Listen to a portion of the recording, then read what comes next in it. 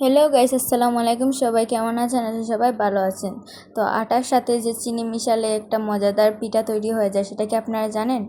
যদি না জেনে থাকেন তবে এই ভিডিওটি আপনাদের জন্য। তো আমাদের সকালে নাস্তা তৈরি করব, যার কারণে এখন আম্মু এখন একটা স্পেশালিভাবে একটা পিঠা তৈরি করবেন। তো এখানে নিয়ে নিয়েছেন পরিমাণ মতো আটা, তারপরে এতে দিয়ে দিলেন স্বাদ মতো চিনি, মানে আপনারা যতটুকু মিঠা খাবেন সেই পরিমাণে চিনি দিবেন। তারপর একটু একটু করে পানি দিয়ে দিয়ে পুরো আটা আর চিনিটাকে একটা ডোয়ে তৈরি করে নিলেন। তো ডোটা তৈরি হয়ে গেলে এখন চূড়া একটা ছোট্ট পাতিল বসিয়ে দিলেন। তারপর এখানে অল্প অল্প করে ওই ডোটা দিয়ে দিলেন। তো দেখেন আমাদের এটা দেওয়ার পর কি সুন্দর সুন্দর সুন্দর করে ফুলছে। তো আমাদের এরকমভাবে এগুলো কিন্তু খুব সহজেই তৈরি হয়ে যায়। দেখেন আমাদের একটা করে পিঠা তৈরি হয়ে গেছে। তো এভাবে করে আরও একটা পিঠা আমরা তৈরি করে নেব। তো দেখেন আমাদের সবগুলা পিঠা কিন্তু তৈরি হয়ে গেছে, আর এটা খেতে কিন্তু অসম্ভব মজা। আপনারা কিন্তু বাসায় ট্রাই করতে ভুলবেন না। তো এদিকে আমরা এখন দুপুরে রান্না করছেন আম্মু।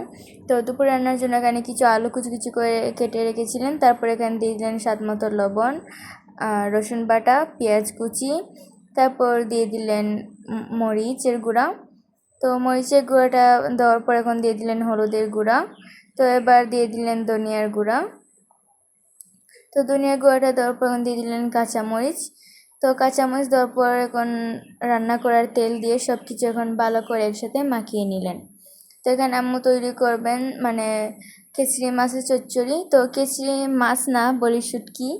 তো কেচরি শুটকির চচ্চড়ি তৈরি করবেন। তো দেখেন আমাদের সবগুলো একসাথে মাখানো হয়ে গেছে।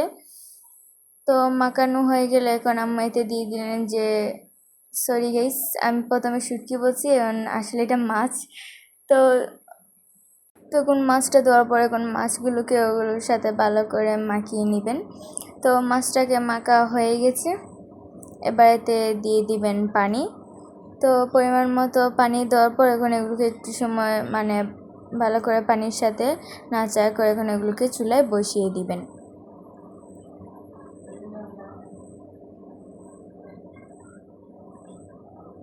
তো চুলা আগুন ধরে এগুলোকে আম্মু চুলায় বসিয়ে দিলেন। তারপর বসিয়ে দিয়ে এখন দিয়ে দিলেন ঢাকনা দিয়ে ঢেকে রেখে দিলেন। তো কিছু সময় পর ঢাকনাটা উঠিয়ে দেখেন আমাদের এই তরকারিতে পলক উঠছে। তো এবার আম্মু এগুলোকে কিছু সময় উল্টাপাল্টা করে নাড়াচাড়া করে দিয়ে দিলেন।